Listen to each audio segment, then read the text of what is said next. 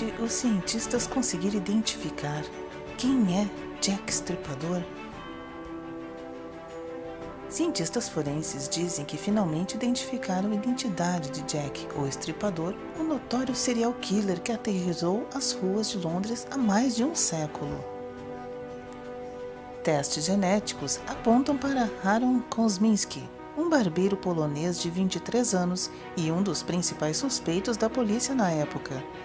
Mas os críticos dizem que a evidência não é forte o suficiente para declarar o caso encerrado. Os resultados vêm de um exame forense de um chale de seda manchado que os investigadores disseram ter sido encontrado ao lado do corpo mutilado de Catherine Eddowes, a quarta vítima do assassino em 1888. O chale é salpicado com o que se diz ser sangue e sêmen. Acredita-se que seja do assassino. 4 outras mulheres em Londres também foram assassinadas em uma onda de 3 meses e o culpado nunca foi confirmado. Esta não é a primeira vez que Kosminski está ligado aos crimes, mas é a primeira vez que a evidência de DNA de apoio foi publicada em um periódico. Os primeiros testes genéticos em amostra de chale foram realizados há vários anos por Charlie Lollehan, um bioquímico da Universidade John Moores, no Reino Unido, mas ele disse que queria esperar que o barulho diminuísse antes de apresentar os resultados. O autor Russell Edwards, que comprou o chale em 2007 e deu a Lollehan, usou os resultados inéditos dos testes para identificar Kosminski como o assassino em um livro de 2014, chamado Naming Jack the Ripper. Mas os geneticistas reclamaram na época que era impossível avaliar as alegações porque poucos detalhes técnicos sobre a análise de amostras genéticas do chale estavam disponíveis. O novo artigo expõe isso, até certo ponto. No que Lollehan e seu colega Dave Miller, um especialista em reprodução e esperma na Universidade de Leeds, no Reino Unido, afirmam ser a análise genética mais sistemática e avançada até agora em relação aos assassinatos de Jack o Estripador. Eles descrevem: os testes compararam fragmentos de DNA mitocondrial, a porção do DNA herdada apenas da mãe, recuperados do chale com amostras retiradas de descendentes vivos de Eddowes e Kosminski. O DNA coincide com o de um parente vivo de Kosminski. Eles concluem no Journal of Forensic Sciences. A análise também sugere que o assassino tinha cabelo castanho e olhos castanhos, o que concorda com as evidências de uma testemunha ocular. Essas características certamente não são únicas, admitem os autores, mas os olhos azuis são agora mais comuns do que os castanhos na Inglaterra, observam os pesquisadores.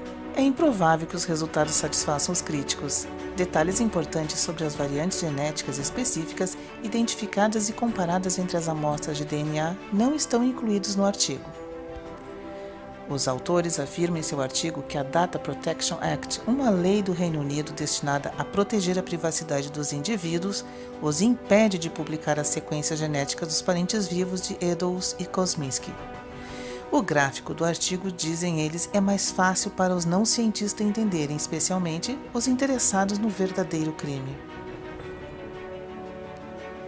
Walter Parson, um cientista forense do Instituto de Medicina Legal da Universidade de Innsbruck, na Áustria, diz que as sequências de DNA mitocondrial não representam risco de privacidade e os autores deveriam tê-las incluído no artigo. Caso contrário, o leitor não pode julgar o resultado. Outro especialista em DNA mitocondrial, Hans Weisensteiner, também em Innsbruck, discorda da análise do DNA mitocondrial, que, segundo ele, só pode mostrar com segurança que pessoas ou 2 amostras de DNA não estão relacionadas entre si. Com base no DNA mitocondrial, só se pode excluir um suspeito. Em outras palavras, o DNA mitocondrial do chale pode ser de Kosminski, mas provavelmente também pode ter vindo de milhares de pessoas que moravam em Londres na época. Outros críticos da teoria de Kosminski apontaram que não há evidência de que o chale estivesse na cena do crime. Também poderia ter sido contaminado ao longo dos anos. Os novos testes não são a primeira tentativa de identificar Jack o Estripador. Vários anos atrás, a autora norte-americana de crítica, Patricia Cornell, pediu a outros cientistas que analisassem qualquer DNA em amostras retiradas de cartas supostamente enviadas pelo serial killer para a polícia. Com base nessa análise de DNA e em outras pistas, ela disse que o assassino era o pintor Walter Sticker. Embora muitos especialistas acreditem que essas letras sejam falsas, outra análise genética das cartas dizia que o assassino poderia ser uma mulher. E você? Você acha que essa análise é possível? Deixe nos comentários. Se gostou do vídeo, se inscreva no canal, deixe seu like, compartilhe nas redes sociais. Um abraço e obrigada a todos.